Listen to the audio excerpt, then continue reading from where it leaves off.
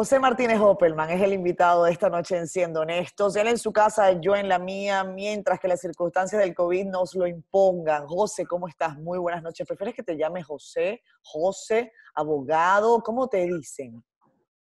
Como tú quieras, Katherine. José para mí es suficiente.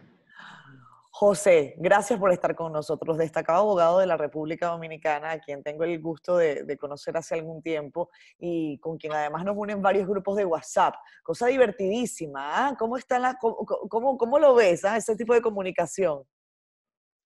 Bueno, es una forma de la gente expresar lo que piensa también.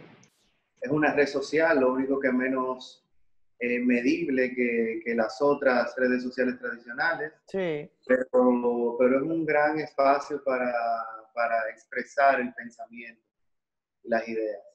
Yo pienso que sí, es interesantísimo, ¿no? Y saludos al equipo de La Peña, ¿no? Aprovechamos este espacio para hacerles un saludo cariñoso aprovechando este programa. Miren, siendo honestos hoy, este programa tiene varias motivaciones. Una de ellas, como saben, esta semana el caso de Emily Peguero ha tomado, no un giro, porque era algo que se esperaba, pero sí una parte de la resolución. José Martínez Opelman es el abogado de la familia de la niña, adolescente Emily Peguero. José, tu percepción inicial con relación al caso, por favor. Desde nuestra óptica es una fase de este proceso. Nosotros desde hace ya un año hemos llevado el reclamo a la Suprema Corte de Justicia. Sí. Hemos dicho que aun cuando entendemos que nuestro reclamo está fundado en causas justas, por esa razón no tenemos que vulnerar derechos de otros. Y es sabido que Marlene Martínez aún no tiene una condena definitiva, por lo tanto tiene esa presunción de inocencia establecida en la Constitución de la República como derecho fundamental y se encontraba guardando prisión por efecto de una medida de coerción que había excedido en el límite máximo que establece la ley. Mira, se trata de la puesta en libertad de Marlene Martínez por efecto de un mandato de libertad constitucional. Se trata de un exceso en la prisión preventiva, como he dicho en otras oportunidades, y no de un cómputo de pena como algunos han entendido. Pues no se trata del cómputo de una pena porque no tiene una sentencia definitiva con autoridad de la cosa irrevocablemente buscada. Aun cuando nosotros hemos llevado nuestro reclamo ante la Suprema Corte de Justicia para aumentar su condena, debemos entender y respetar que hay algunos derechos y garantías que corresponden a la contraparte que tienen que ser respetados. En esta búsqueda de justicia que hacemos en nombre de nuestros representados, jamás pretenderemos vulnerar o socavar derechos de otros. José, yo siempre me he preguntado cómo hacen los abogados, por ejemplo, para mantenerse. Claro, eso es parte de la profesionalidad, pero en casos tan sensibles como en los que tú participas, ¿cómo se mantienen firmes en situaciones, por ejemplo, como la del caso de Emily Peguero? ¿Qué sintió José Martínez Opelman esta semana cuando vio a Marlene Martínez ser beneficiada por una medida que, bueno, que estaba ajustada a derecho, como tú bien señalas, pero que definitivamente mueve una fibra, ¿no? Mira, te puedo decir que internamente sé que los derechos, no importa si me gustan o no me gustan, hay que respetarlos. Mm. Los derechos no tienen nombres ni partidos políticos. Los derechos son puramente eso, derechos. Y corresponden a las personas y a los ciudadanos por ser eso, personas. Entonces, me guste o no me guste, me caiga bien o no me caiga bien, sea mi contrario o no, hay derechos y garantías que corresponden a las personas que tienen que ser respetados. Y esa valoración interna que como abogado y como ser humano hago sobre los derechos que corresponden a cada ciudadano de la República por mandato de la Constitución y las leyes, es lo que me hace continuar en mi búsqueda de justicia. Para lograrlo, para lograr respetar derechos por los que abogo, no por eso tengo que vulnerar derechos de otras personas y caemos en el mismo argumento. José, quiero preguntarte también, ¿por qué tú asumiste ese caso? ¿Por qué asumiste el caso de Emily Peguero? ¿Por qué asumiste el caso de Liz María? Es una pregunta muy personal, quizás. Mira, en el mes de marzo del 2016, yo sufrí un accidente en una Semana Santa Sí. que me dejó sin poder caminar por espacio casi de 6 meses. La vida se ve muy distinto desde una silla de ruedas. A partir de ese momento, decidí, en agradecimiento a la oportunidad que Dios me había dado de continuar mi vida y continuar de pie, de devolver algo de lo que Él me había dado en bendición a través de lo único que sé hacer, que es ser abogado. Y en ese tiempo llegó el caso del peregrino de Moca, una persona que había sido apresada bajo el argumento de la plantación de una evidencia por parte del Ministerio Público en la provincia de Espaillat, Ujú. y lo asumí. Y posteriormente a eso, pues, un abogado de San Francisco de Macorís, llamado Yeuri Smith, pues me llamó para decirme que había una niña desaparecida en San Francisco de Macorís que necesitaban ayuda. Y lo primero que le dije es que la única ayuda que podía prestar era mi servicio como abogado, porque no tenía otra forma de cómo hacerlo. Pues me llamaron los familiares de la menor, me trasladé a Cenoví, y a partir de ese momento asumí esta causa. La mantendré hasta el último día, que no sé si será dentro de 15 años, dentro de 20 o dentro de 30. ¿Recuerdas ese primer acercamiento con la familia de Emily? Cuando llegaste allí, ¿qué viste? Porque yo tengo que decirlo, a mí me parece algo terrible, pero incluso yo me he encontrado con posiciones en redes sociales eh, difíciles de leer y sobre todo difíciles de tragar, en donde prácticamente acusan a los padres de Emily de esa tragedia que le ocurrió. No, mira, yo llegué a Cenoví en una calle de polvo sin asfaltar. La casa de Emily es una casa muy humilde y no quisiera, tal vez respondiendo a tu pregunta, vulnerar la dignidad que debe o que debería yo respetarle a ellos. Pero de verdad que las condiciones en que vivían me tocaron un poco. Y aunque se trata de una familia trabajadora, que se levantaba día a día a buscar el sustento para sus hijos y sus nietos, vivían en condiciones que para mí, que vengo de la comodidad, que me da el ejercicio de mi profesión y los años de trabajo aquí en el centro de la ciudad, para mí era un poco chocante. Y verlos abrumados, totalmente desconsolados por la gravedad de los hechos que le habían ocurrido y por la cercanía de las personas que habían sido involucradas en la comisión del hecho, entendí en ese momento que si no continuaba ayudándoles en ese momento, pues tal vez el resultado que tenemos hoy nunca hubiese sido posible. Mm. Les prometí mi ayuda y hasta el día de hoy doy gracias a Dios por ayudarme a cumplirla de manera firme e irrenunciable.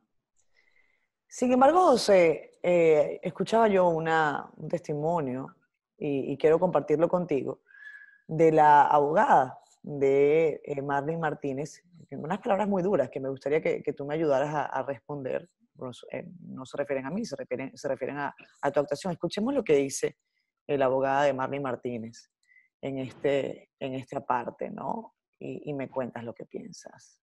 ¿Están viendo lo que está pasando? ¿Cómo que a qué me estoy refiriendo? Ustedes no vieron el contrato que el defensor del pueblo que ha cogido este caso para beneficiarse personal. ¿No lo han visto? Sí, claro. Pues miren, búsquenlo, que ustedes mismos lo han comentado. Mire, yo no fui ahí a buscar ningún beneficio particular. Tampoco he mediatizado el caso. El caso fue mediático desde el momento en que ocurrieron los hechos y la representada de esa digna abogada pues llamó una rueda de prensa desde el lugar donde había sido asesinada la niña para pedirle que regresara cuando ya la tenía en el baúl de un carro.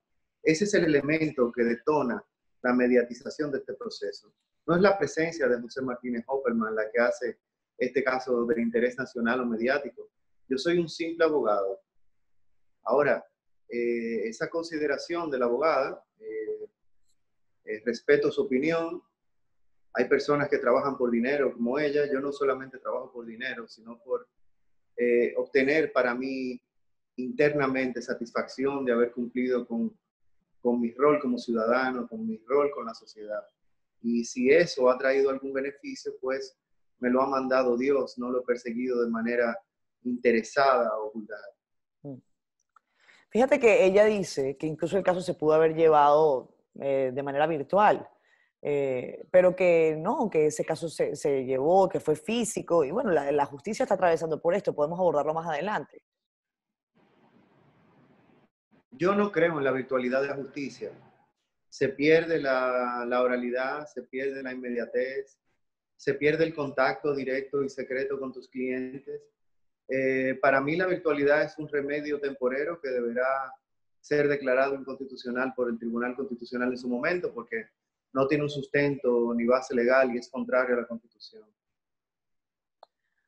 ¿Tú piensas que si este caso se hubiese manejado desde el principio de manera quizás virtual hubiese tenido otro resultado? No, no me parece. José, este caso va a seguir en la Suprema. Ustedes han sometido un recurso de casación, ¿cierto? Sí, hace ya un año fue depositado el memorial de casación ante la Suprema Corte de Justicia. La intención, en palabras llanas, para los que no son conocedores del derecho, ¿cuál es? Es aumentar la condena de Marlene Martínez a 20 años por configuración de la complicidad en el hecho. Eso es lo que nosotros queremos. Aumentar esa condena y llevarla a la configuración de complicidad. Si eso procede, ¿de cuánto podría ser la pena? De 20 años. Bien. Otro caso polémico, José. Fíjate que tú acabas de comentar que incluso a ti, que tú te apoderaste del caso, más bien que fuiste parte del caso de ahora se me olvidó el nombre que me dijiste, el señor de allá del Peregrino. El Peregrino. Y es que hay gente que tiene memoria corta. El caso del Peregrino fue un caso muy sonado, un caso que además involucró a representantes de la llamada Marcha Verde, de todo este movimiento, que últimamente te ha acusado, ha lanzado duras críticas contra tu persona, por además un caso del que me gustaría que habláramos sobre estos contratos que quedaron allí en la Procuraduría General de la República y que ustedes han decidido rescindir después de que se dieron a conocer. Mira, aclaro. Nosotros recibimos un mandato ad litem para una representación de un caso en específico. No se tratan de contratos de asesoría. Se trata de un solo caso que de manera honorífica decidí contribuir con esa administración. Nosotros hemos dicho, en mi caso particular, que no tengo interés de cobrar ninguna penalidad al Estado Dominicano. Eso no quiere decir que vaya a violentar el código de ética del abogado renunciando al mandato que recibí de un órgano colegiado. Nosotros no hemos recibido ningún tipo de llamado de parte del Consejo del Ministerio Público, y mucho menos de la Procuradora General de la República para ello. Simplemente se ha hecho un cuestionamiento a través de los medios de comunicación, y no todos los medios de comunicación, porque se entiende que es la prestación de un servicio de manera honorífica para un caso en específico. De mi parte, estoy en la mejor disposición de colaborar con esta administración y con cualquier otra, y no tengo ningún interés en cobrar ningún tipo de penalidad al Estado Dominicano. José, vamos a hablar de ese caso en particular del ex procurador general de la República, Jean Alain Rodríguez, cuando regresemos de comerciales. Ya veremos.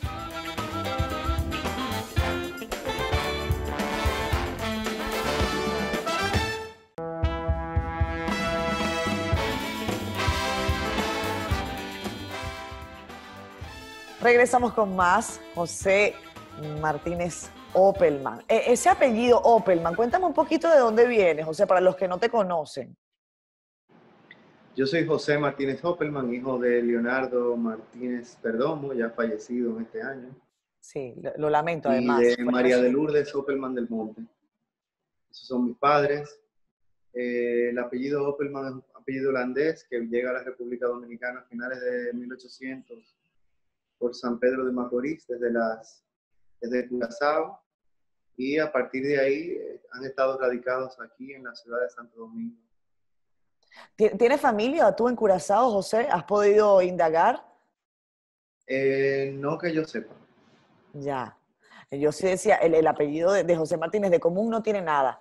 pero bueno, hay que revisar también el origen. Hay mucha gente que se afana la vida buscando, José, raíces, árboles genealógicos, incluso vínculos con judíos sefarditas. Tú supiste ese caso, ¿no? No, no para nada. Mira, José, yo te preguntaba en la parte anterior con relación a este caso que ha saltado a los medios de comunicación y nosotros incluso conversamos en el programa Despierta con CDN recientemente, el día que surgió la acusación, por decirlo de alguna manera, más bien no fue una acusación, fue una noticia y te consultamos. Tú me decías en la parte anterior que era un contrato ad litem, ¿se llama así? Sí, es un mandato ad litem para un caso en específico. Ok.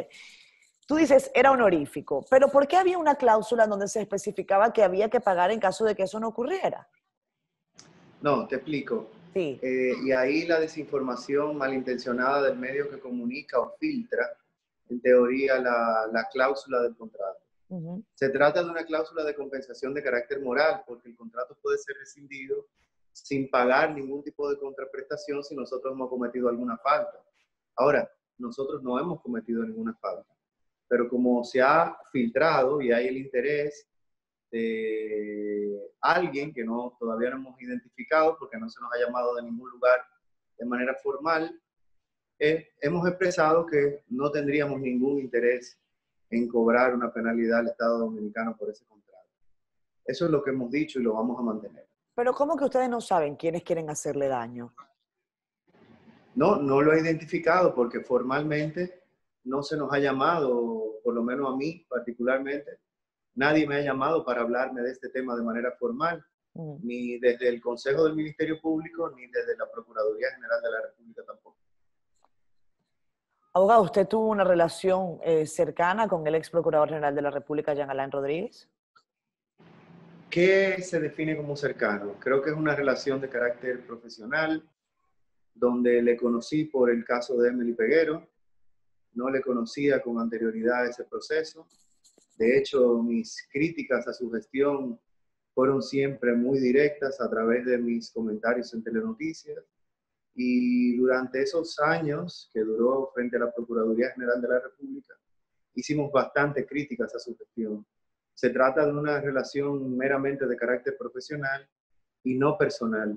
No he trabajado para la Procuraduría General de la República a título oneroso, salvo el caso del Tribunal Superior Administrativo que hablábamos hace un segundo. ¿Qué ocurrió en el caso de la hermana del ex Procurador General de la República, abogado? Mira, sí, a Maybeth Rodríguez sí la conozco yo hace mucho tiempo. Maybeth Rodríguez para mí una conocida, hemos compartido en varias ocasiones, me habló en varias ocasiones de lo golpeada que se sentía por algunas afirmaciones de carácter difamatorio que se hacían en su contra de manera continua, haciendo alusiones a cosas de carácter personal, y pues me contactó cuando sintió que había sido difamada por unas declaraciones del periodista. En ese momento asumimos esa representación y posteriormente, como ya usted sabe, pues Maybeth Rodríguez decidió desistir de ese proceso. Ella utilizó una carta dirigida al juez presidente de la Cuarta Sala Penal de la Cámara Penal del Juzgado de Primera Instancia, el Distrito Nacional, que nombres tan largos le gusta poner a los tribunales. Ella dice que ninguna sentencia, por justa que sea, podrá cambiar el imaginario que se ha creado en torno a su caso. Yo creo que en esa parte ya tienes razón. Y es que los medios muchas veces generan tanta información referente a un caso y encuentran tan buen terreno fértil en la sociedad que se encuentra indignada siempre por los hechos que nos lastiman como ciudadanos, sobre malversación de fondos, de corrupción administrativa, etcétera, que por más razón que ella pudiera demostrar en un tribunal, ya el proceso se encontraba extremadamente mediatizado y pues era prácticamente imposible variar desde la óptica de ella ese imaginario en la opinión pública. ¿Esa decisión de desistir del caso fue absolutamente de ella? ¿No fue una recomendación suya? Sí, es una decisión personal de ella. En todo caso, cuando surgió este nuevo litigio, este nuevo proceso? Leía yo en algunos medios de comunicación, porque ahora, José, hay medios de medios, tú bien lo señalabas. Hay medios de comunicación formales, hay redes sociales, incluso hay algunos apuntes desde el punto de vista de la comunicación que dice que cada persona hoy en día, de manera unipersonal, es un medio. Hay uno muy famoso últimamente que se llama Somos Pueblo.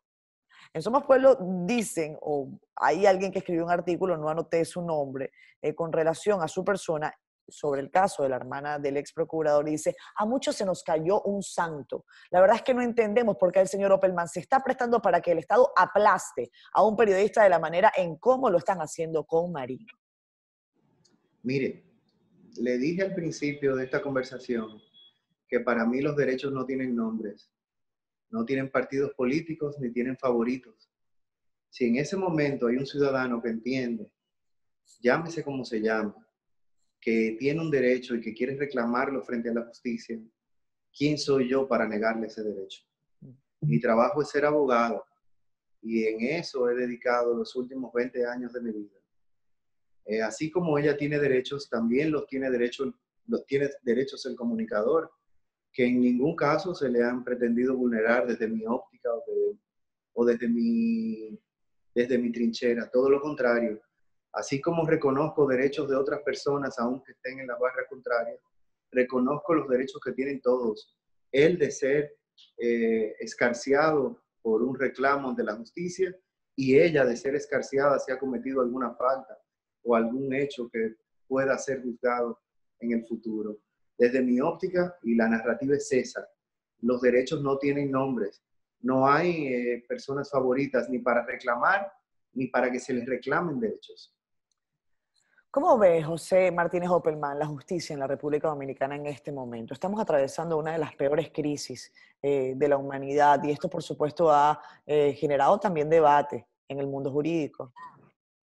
Mire, la justicia dominicana, trato siempre de ser justo con ella, valga la redundancia. Se le exige mucho y se le da poco, porque nunca le damos lo que por ley le corresponde en cuanto a presupuesto.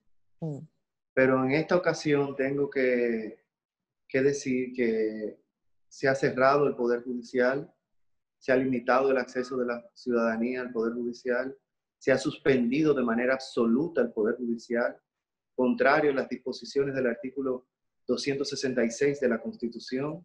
Creo que esa es una falla garrafal que ha cometido la actual presidencia de la Suprema Corte de Justicia y en algún momento eso tendrá que responderse. La justicia todavía se encuentra empantanada, frenada, inaccesible, bloqueada, con grandes barreras para los que son más desposeídos.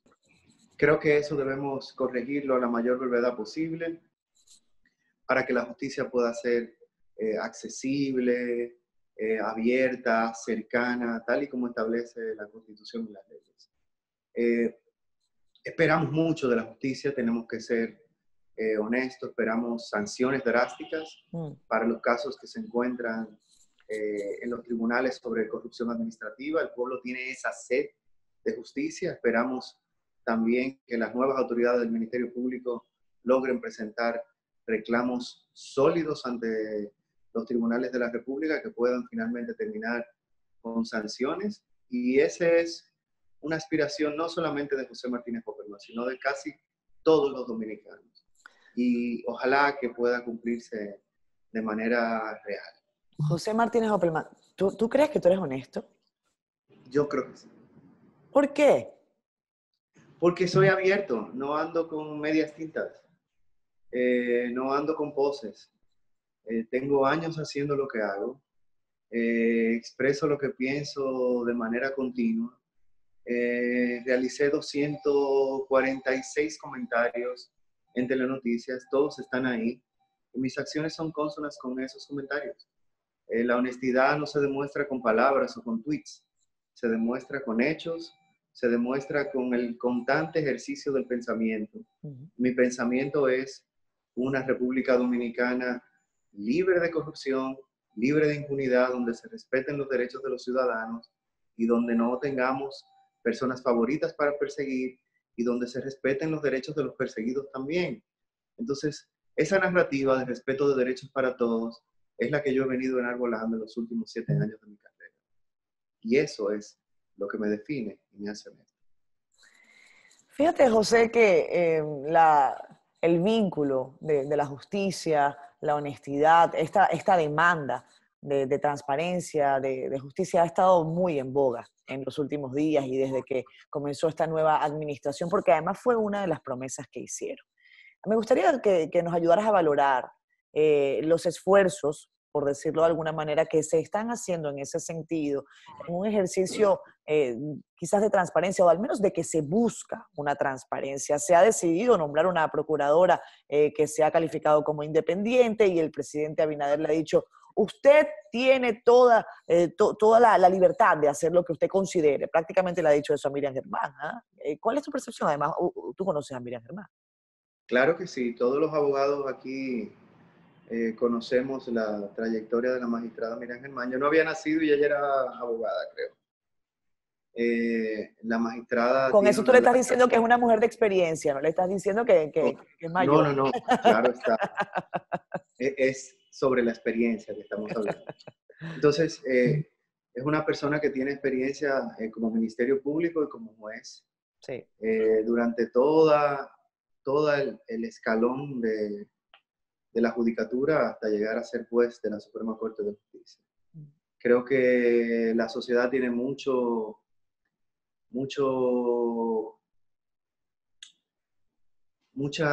esperanza puesta en ella. Y creo que por su visión de juez, creo que hará un excelente trabajo. Espero que lo haga.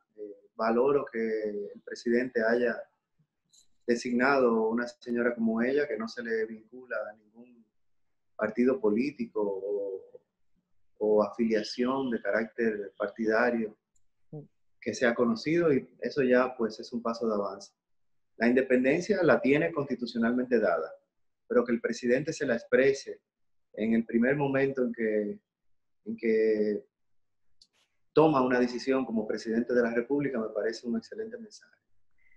Ojalá que ese mensaje pues logre materializarse y tengamos casos sólidos y que tengan las sanciones que la ley establece. Hablando de casos sólidos, precisamente Miriam Germán le recibió a usted y a los familiares de la niña Liz María en su oficina recientemente. Quizás abundar sobre lo que ocurrió en esa reunión sería mucho de mi parte pedirlo, pero ¿cuál es el compromiso con este caso? Y la pregunta que se hace todo el mundo, José, si no hay cadáver, ¿cómo va a haber caso?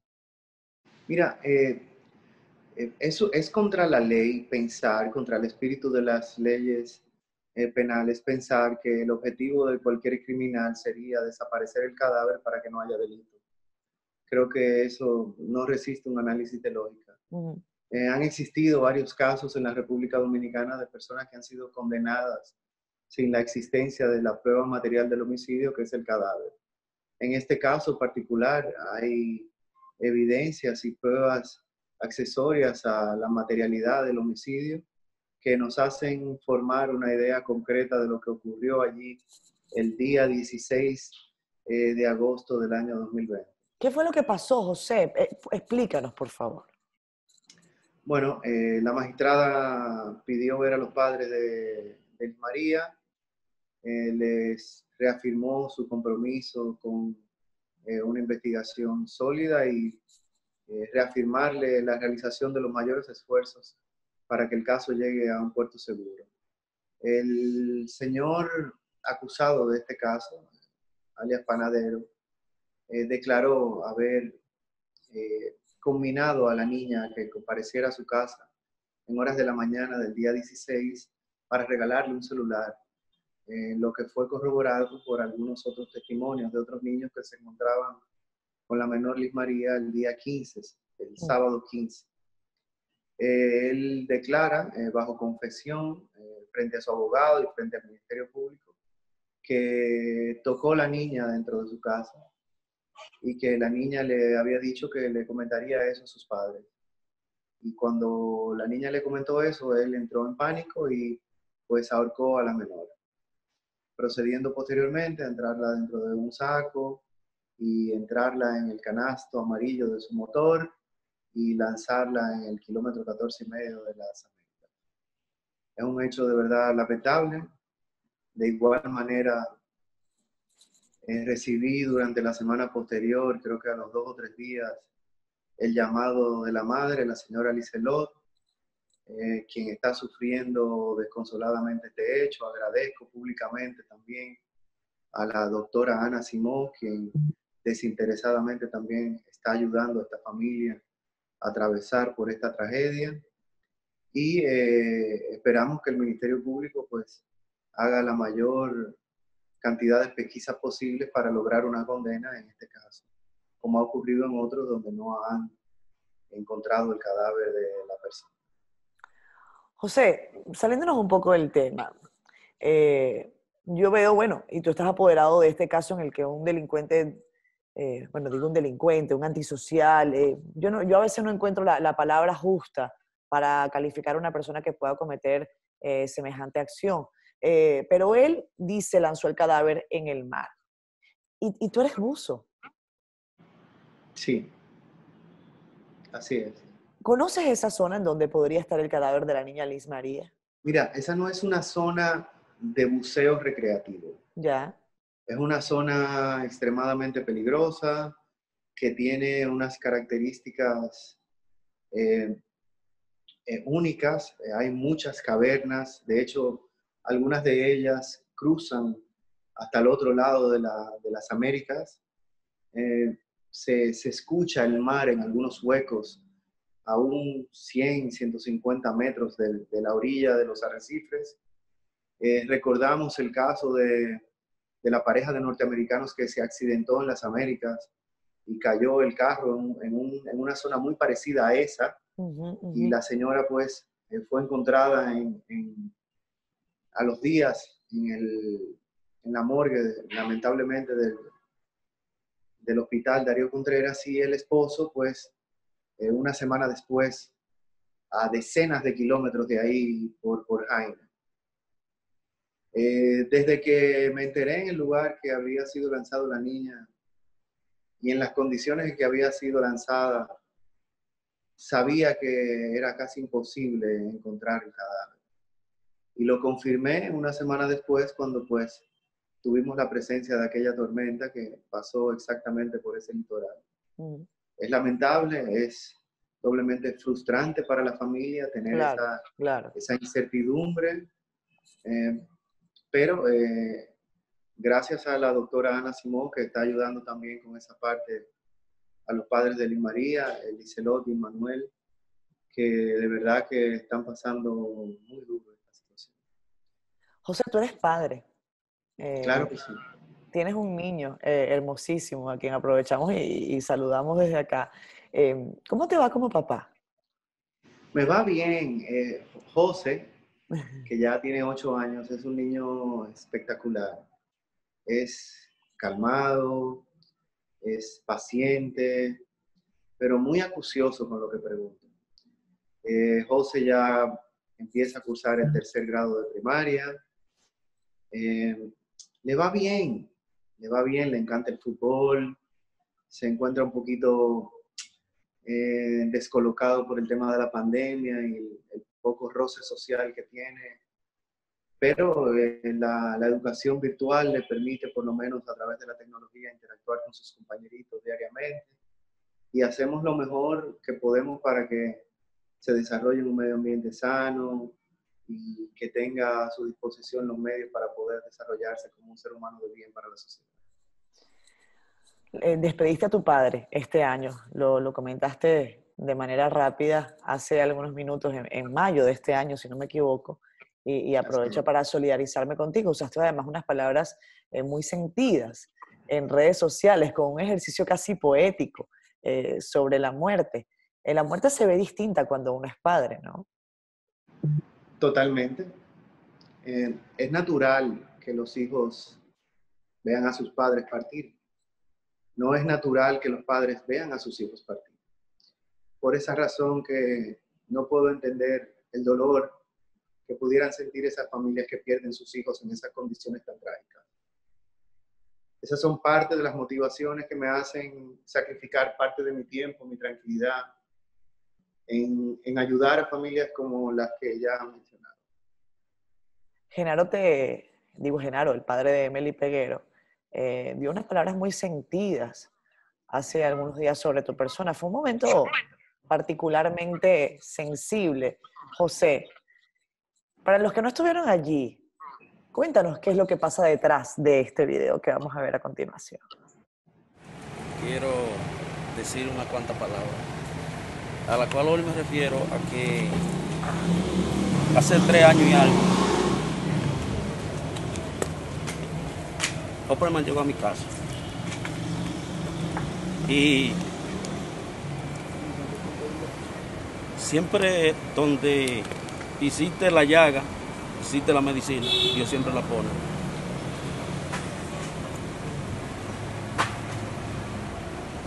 Yo me siento sumamente orgulloso de que personas como Opelman sean luchadores de la justicia, pero lamentablemente el caso, siempre la justicia invade los derechos de los que lo necesitan, aunque hayan otros que quieran manifestarlo de la forma que lo han hecho. Yo, delante de la cámara, la televisión, el pueblo y el mundo, si yo un día que fallé,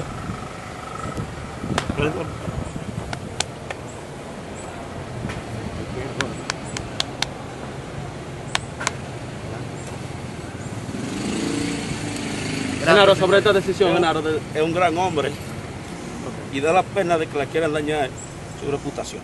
Durante el transcurso de estos 3 años y bajo el dolor y la revictimización continua que se hizo de este caso de Emely Peguero, no por mis acciones, como desalmadamente catalogan algunas personas, sino por el mismo amarillismo de las redes sociales y de algunos medios de comunicación. Se generaron diatribas alrededor del señor Genaro y conmigo. No así con la madre de Emely, la señora Dalgisa, para quien también le tengo un gran cariño. En su momento entendí el dolor y la confusión y el trauma que vivía Genaro en este proceso. Decidí refugiarme en la tranquilidad que me daba esa sombrilla de estar cumpliendo con mi deber como había prometido. Y decidí dejar al tiempo que él reflexionase sobre cuál había sido mi participación y aporte en ese proceso. Para mí, el día en que él expresó esas palabras han sido el día de mayor satisfacción en este proceso. Genaro es una gran persona que fue revictimizado muchas veces por la prensa y por las redes sociales, porque solamente el padre que pierde un hijo en las condiciones en que él la perdió y un nieto puede saber lo que se siente dentro de ese corazón y esa alma lastimada. Para él, mi respeto y mi consideración, igual que para la señora Adalgisa. José, vamos a hacer una pausita comercial. Este programa lo grabamos de día, pero lo transmitimos domingo a las 10 de la noche. Por lo tanto, ya son como las 10:30. Yo quiero que tú me cuentes al regreso, ¿qué hace normalmente José Martínez Opelman? Que se ve tan serio, que siempre está como tan emperifollado. Emperifollado es una palabra muy venezolana, pero es así como muy, muy bien puestito, ¿no? ¿Quién te plancha las camisas? ¿Tú sabes planchar? Me vas a contar al regreso de la pausa.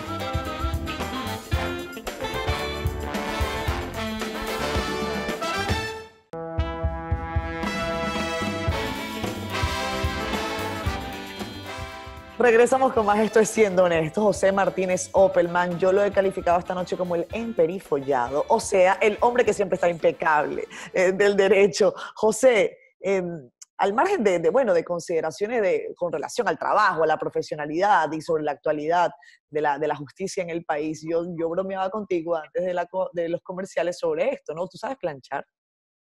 No, pero descubrí para emergencias y para los trajes, para las chaquetas, las planchas de vapor. Tú cuelgas ahí eso y solamente tienes que pasar la plancha de vapor y quedan casi como de la lavandería, casi. Pero no como la lavandería. Pero hay que tener mucho cuidado con la plancha de vapor porque queman de lejos. ¿Te ha pasado, Claro. No me digas que saliendo para algún proceso se te ha quemado un traje, no me hagas eso. No. Ah. Gracias a Dios, no. Normalmente, ¿qué hace José Martínez Opelman un domingo a las 10:30 de la noche?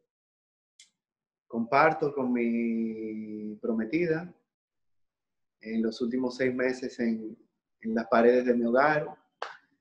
Veo películas, comentamos sobre lecturas, sobre temas de interés. No hay mucho que hacer en esta época de pandemia. Bueno, claro, lo que pasa es que los domingos se pueden clasificar como antes de la pandemia, después de la pandemia, pero no hablemos más de eso, que la gente está disfrutando de esta conversación. José, dijiste tu prometida, o sea, ¿tú te casas pronto? Espero que sí. Vamos a ver qué pasa después de la pandemia. Uno pone esas cosas en manos de Dios y esperemos que salgan bien. La mamá de tu hijo, háblame de ella. Adorable, Michelle Guzmán. Es una madre ejemplar. No pude haber elegido una mejor madre para mi primer hijo que él. Pero decidieron separarse porque a veces hablar de eso es difícil, pero a mí me gusta porque me parece que en la medida en que la gente logra separarse con altura, pues eso habla bien del ser humano y de su civismo. Porque no hay nada peor que un divorcio, saca lo peor de la gente, Depende. Ah. Nosotros tenemos un proyecto en común, que es nuestro hijo. Por él y basados en él mantenemos una comunicación constante, abierta, dinámica. Michelle es una persona extraordinaria. No quisiera entrar en muchos detalles sobre ella, no le gusta la vida pública, la aborrece. Por eso tal vez no podían estar juntos, Un gran abrazo y mi consideración siempre. Qué bueno, por eso tal vez no podían estar juntos. Yo digo eso porque además, José, tú has decidido emprender esta carrera de la justicia, pero también una carrera en los medios de comunicación. Tú bien señalabas, has tenido una participación importante en Telenoticias. Cuéntame cómo ocurrió eso, cómo fue ese enlace con el amigo Roberto Cavada, quien no quiere venir haciendo honestos. Parece que los que hacen entrevistas no les gusta ser entrevistados. Mira, hace como 7 años me contactó así como de la nada José Enrique Pintor. Sí, Pinky. Y me dice que pase por Telenoticias, que quería hablar conmigo. Y me dice que hay un espacio nuevo, que le gustaría que si yo pudiera asumir parte de eso. La primera condición que yo puse era que no quería hablar de política, porque no me interesaban los temas políticos, no tengo afiliación político-partidaria, no me identifico con los partidos políticos, creo que son entidades que se han despegado de la naturaleza para la que fueron ideados en un principio. Creo en las personas. Y le decía eso, lo aceptaría siempre y cuando no me tenga que ver compelido a hablar de política. Bueno, comencé con unos comentarios extremadamente aburridos sobre cuestiones frías y técnicas jurídicas. Recuerdo un comentario sobre la ley de extinción de dominio que tuvo 3 views. Y el tiempo y la misma dinámica de la televisión y el estar dentro de un noticiero, pues me fueron empujando a tener que comentar sobre temas de interés nacional y con ello, pues, enarbolando los principios que tengo dentro. Justicia, transparencia, cumplimiento de la ley, sanción, dimos seguimiento a algunos procesos y entendiendo la naturaleza de la sociedad, tratando de explicarles algunas cuestiones de carácter técnico, procesal, sobre temas de carácter de interés nacional. Y así salieron una cantidad innumerable de comentarios que en estos días resumí con mucho orgullo. Pero tú los tienes contados, sí, increíble. Sí, 263 comentarios. José, pero fíjate tú no querías hablar de política, terminaste pues sumergido en esa dinámica. Y ahora me han comentado que también hay una posibilidad de que estés en una terna junto a Cruz y Minian, quien estuvo en este espacio, en los que podrían ser considerados para ser defensores del pueblo. Cuéntame sobre eso. Mira, cuando descubrí la satisfacción que me daba servir a los demás de manera desinteresada, y cuando tuve contacto con personas realmente necesitadas, cuando he visto durante el transcurrir de los últimos años tantas vulneraciones de derechos, y sentí esa satisfacción por servir, decidí presentar mi candidatura a ser defensor del pueblo hace más de 2 años. El proceso se abrió, creo que en marzo del año 2019, pero ya era algo decidido para mí desde el año 2018. Tengo por ahí algunas solicitudes de información pública que fui haciendo muy tímidamente para saber cómo se manejaba la institución, cómo funcionaba. Recuerdo que a través de un tercero, la que hoy es defensora del pueblo, me invitó a su casa y muy sutilmente me preguntó que si tenía la intención de ser defensor del pueblo. Le dije que sí. Ya se Pero en reunió, ese por momento, cierto, la comisión, ¿eh? Ya se reunió, se está reuniendo esa comisión que buscará definir quién va a ser el próximo defensor del pueblo, ¿cierto? me he enterado que sí, pero ojalá que lo hagan lo más rápido posible, porque el país necesita que esa entidad funcione, que se Pero refresque, esa figura está un que poco se como en el relance. aire, José, está un poco como en el aire. Si funcionara como debe funcionar, ¿de qué le serviría al ciudadano de a pie en la República Dominicana tener un defensor del pueblo? Si funcionara como debe funcionar. Le serviría de salvaguarda para sus derechos fundamentales en caso de que fueran vulnerados o atropellados por entidades públicas, funcionarios públicos o entidades que presten servicios públicos. El defensor del pueblo tiene una función esencial en el desarrollo de una ciudadanía orientada en el respeto de los derechos. Y, como todos sabemos, el respetar el derecho ajeno se traduce en paz social. Y esa construcción de ciudadanía responsable, orientada en el respeto de los derechos y garantías fundamentales de los demás y en el cumplimiento de sus deberes, es una de las funciones también del defensor del pueblo, una tarea pendiente desde mi óptica. Y también, pues, tratar de controlar esas ejecutorias públicas que vulneran o que pudieran vulnerar derechos fundamentales. La óptica que tengo del defensor del pueblo es un poco más proactiva que la visión que tiene la actual defensora del pueblo, la doctora Zoila Martínez Guante, a quien hay que agradecer que creó el defensor del pueblo como institución, porque le entregaron un sobre con una designación sin presupuesto, sin personal, y hoy ya por lo menos la entidad existe Entiendo que ya empezó hasta en su y casa, si no me funciona. equivoco, ¿eh? Eso es correcto. Entonces, el defensor del pueblo que yo vislumbro es un defensor del pueblo activo en la verificación de las políticas públicas, en colaboración continua con las entidades del gobierno que tienen mayor tendencia a vulnerar derechos fundamentales para evitar que se vulneren los derechos fundamentales, activa en las cámaras legislativas para evitar que legislaciones puedan vulnerar derechos. Veo la Defensoría del Pueblo en alianza con el Ministerio de Educación para llevar esa educación en derechos fundamentales a los adolescentes y preadolescentes, y con el Ministerio de Educación Superior también para llevar derechos fundamentales a nuestros estudiantes en la universidad.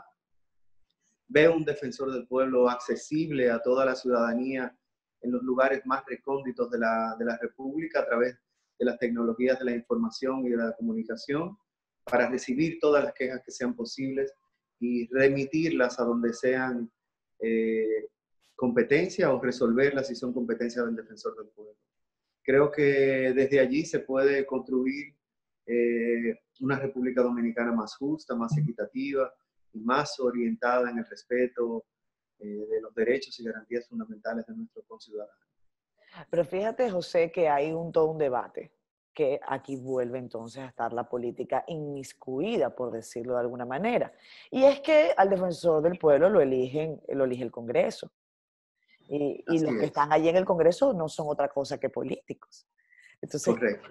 hay un debate en la República Dominicana con relación a por qué la administración pública no tiene en este momento a mayor cantidad de representantes, por ejemplo, del Partido Revolucionario Moderno, que es el partido del presidente Luis Abinader, que tiene mayoría congresual. ¿Cómo lidiar con eso, José? Porque tú me has dicho que tú no perteneces a ningún partido. No pertenezco y la figura del defensor del pueblo por mandato de la ley 19-01 no debe pertenecer a ningún partido político ni realizar actividades políticos partidarias. Sí, pero debe tener quizás a lo mejor alguna afinidad para que lo elijan, digo yo. Bueno, desde mi óptica eso no es lo idóneo. No es lo idóneo, pero así funciona, José. Ojalá que no sea así esta Ok. vez. Creo que el país espera cosas distintas, espera nuevas formas de hacer las cosas y de ese Congreso espero lo mejor. Sé que la figura del defensor del pueblo, como todos los poderes, nace de la representación que ha sido otorgada a través del voto. Eso es legítimo, pero los legisladores tendrán que ceñirse a las características que debe tener un defensor del pueblo si quieren enviar el mensaje correcto a la sociedad sobre una entidad como esa, tan importante para la mejora del Estado social, democrático y de derechos. Hacemos una última pausa acá en Siendo Honestos. Cuando regresemos hablamos de baile, de música con José Martínez Opelman. Sí, yo les voy a contar por qué.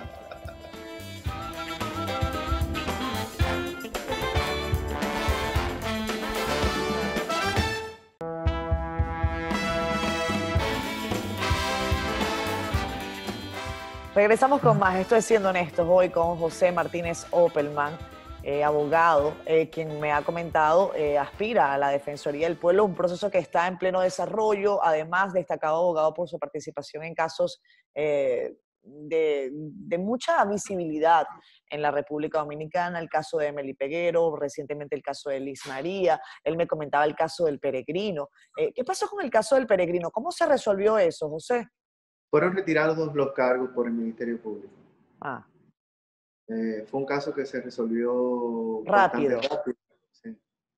Y por ese caso, Me bueno, conoció Jeffrey Smith, que también pertenecía a Marcha Verde en su momento, y él es quien me refiere a la familia de Emily Peguero. fíjate tú. O sea, a veces los sectores que te están criticando son sectores que también en algún momento tú trabajaste con ellos. Totalmente. ¿Y cómo se Mira, siente por eso? ejemplo, para ponerte un ejemplo, Catherine, yo fui abogado de Ricardo Ripoll, el director o presidente de Somos Pueblo. Ajá, ¿y qué pasó? Claro, por una demanda de difamación contra Julio Martínez Pozo. Y mientras yo estuve en ese proceso, esa persona fue condenada. Lo que sucede es que no puedo yo, como ciudadano de la República y ente positivo de la sociedad, ir a la justicia a reclamar algo y hacer lo contrario en la vida privada o en la vida pública. Me explico. No puedo yo ir a la justicia a reclamar que me difaman cuando vivo difamando todos los días. Entonces, esa descoordinación de principios me aleja de esos grupos. Entonces, yo también fui abogado de Ricardo Ripoll, fui abogado del Centro Juan 23, con un amparo de cumplimiento por la Ley de Declaración Jurada de Patrimonios, donde fueron sometidos 103 diputados y exdiputados ante el Tribunal Superior Administrativo, algo que he venido cargando en mis hombros, porque muchos de esos diputados todavía son diputados de los que tendré que obtener el voto para ser electo defensor del pueblo. Pero como le dije al doctor Julio Jacín, una vez que le di las gracias por su recomendación hace ya muchos meses, si no me van a elegir por hacer lo que el defensor del pueblo tiene que hacer, que no me elijan. José, 24 de marzo de 2016, esa fecha quizás va a ser difícil de borrar para tu vida. El día que me comentas, tuviste ese accidente que te llevó a tener varias operaciones, 8 operaciones. Así es. Tú me dijiste en un momento que tú eres casi un milagro. No, no soy ¿Recuerdas un ese milagro. día? Soy la voluntad de Dios. Me permitió seguir caminando, No te puedo negar que fueron 2 años y medio de mucho sufrimiento. La última operación me la hice durante el proceso de Emely Peguero en la instrucción del mismo. Recuerdo que duré 6 horas recién llegado de Nueva York en una sala de audiencias con el pie todavía muy lastimado.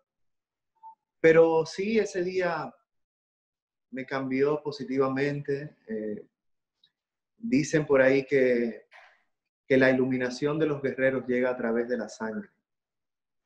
Y creo que en mí se materializó eso. Si pudiera cambiar algo en mi vida, no cambiaría ese día. ¿Tú crees en Dios, José, fielmente? Totalmente. ¿Y crees en el merengue? Claro. ¿Y crees en la capacidad de que un buen baile puede mejorar una muy mala noche? Sí, creo que sí. Creo que ¿Puedes bailar? Sabía bailar, ahora se me complica un poco, pero todavía puedo. Lo único que no puedo es pues durar 5 o 6 minutos con esos merengues tan largos que hay por ahí, pero si es cortito, sí. Bueno, pero ahora hay unas músicas que son mucho más cortas. Y bueno, la gente igual se divierte mucho. José, a esta hora Pero normalmente... yo soy de los 80. ¿Tú eres ochentoso? ¿Tú eres merengue de los 80? Ah. Tú eres de Sergio Vargas, de estos amigos, ¿ah? Sí, claro. Normalmente un domingo a esta hora, ¿qué te gustaría escuchar, José? Porque con esto nos vamos a despedir ya del programa. Yo para agradecerte siempre que nos hayas brindado estos minutos. Mira, he aprendido que no puedo controlarlo todo en la vida. Ajá. Por eso dejo el control del Spotify en manos de la novia. Y Emily. así todo transcurre más tranquilo. Emily se llama ella. Así es, Emily. Emily, pues saludos a Emily de parte de nosotros. Emily, esa boda va, no te dejes marear con el tema de la pandemia. Miren, yo me declaro casamentera. He casado como a 3 ya en este espacio que me han dicho, no, yo voy para eso. Lo único malo es que nunca me invitan a la boda. Así que si no me invitan, vamos a tener problemas. Bueno, pues formalmente invitada. Muchísimas gracias, José Martínez Opelman, por esta entrevista. Gracias y definitivamente nos veremos la próxima semana. Los que ven este programa suelen usar la plataforma del honestómetro. Con el asunto de la pandemia a veces se nos queda atrás, pero voten en redes sociales. ¿Qué tan honesto les pareció José Martínez Opelman? ¿Muy honesto o poco honesto? Ustedes me dicen. La gente es la que siempre tiene la razón. Ah, José. Vamos a ver. Vamos a ver. Bye, bye, amigo. Gracias como siempre por este. Chao, nos vemos la próxima semana.